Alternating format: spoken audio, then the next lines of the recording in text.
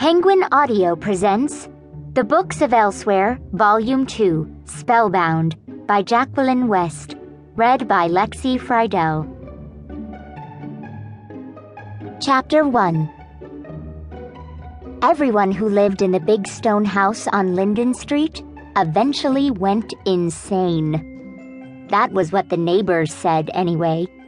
Mr. Fergus told Mr. Butler about Aldous McMartin, the house's first owner, a weird old artist who wouldn't sell a single painting and who only came out of the house at night. Mrs. Dewey and Mr. Hanneman whispered about Annabel McMartin, Aldous's granddaughter, who had kicked the bucket right there inside the house at the age of 104. With no friends or family to notice she was dead except for her 3 gigantic cats, who may or may not have begun nibbling on her head.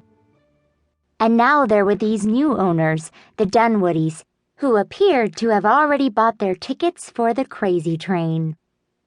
Since the beginning of the summer, the neighbors up and down Linden Street had gotten used to seeing a quiet, gangly girl playing or reading in the yard of the big stone house.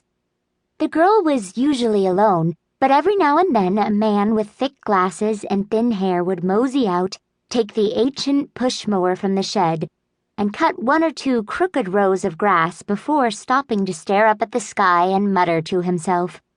Then he would rush back into the house, leaving the mower on the lawn. Sometimes the mower stood there for days. At other times, a middle-aged woman came out of the house and wandered around the lawn, absently watering the weeds. The woman was also prone to leaving bags of groceries on the roof of her car, which sent bouncing cascades of oranges and onions down Linden Street each time she pulled out of the driveway. The neighbors watched all of this and shook their heads. Then, on one bright July morning, the quiet, gangly girl walked out to the mailbox carrying 2 cans of paint. Behind her trotted a splotchily colored cat with a fishbowl over its head. The house loomed over them, its windows blank and dark, watching. While the cat waited, the girl stood on the curb and painted over the name McMartin, which was still scrawled along the side of the mailbox, and spelled out Dunwoody on top of it in big green capitals. Mrs. Nivens, who lived next door and who was pretending to spray her roses, kept a close watch on the pair. Her face was completely enclosed in the shade of her big-brimmed sun hat, but if anyone had gotten a good look at her, they would have seen that her eyes were sharp and interested. "Ready to return from orbit?" Mrs. Nivens heard the girl whisper to the cat.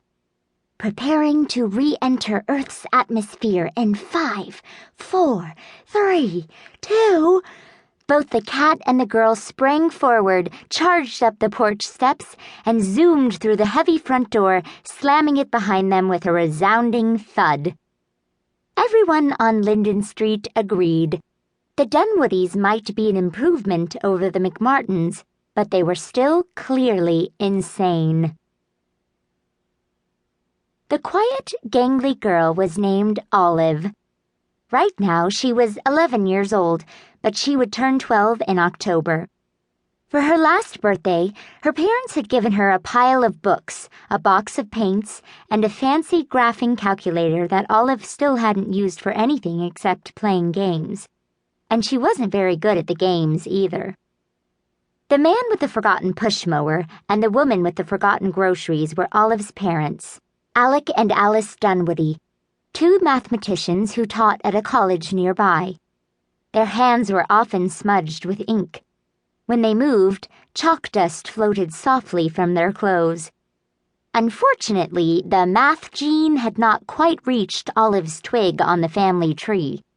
The only time Olive ever earned an A on a math test, Mr. and Mrs. Dunwoody had taped the test smack in the center of the refrigerator door and then stood in front of it, holding hands, beaming at the paper as if it were a window into some magical, mathematical world.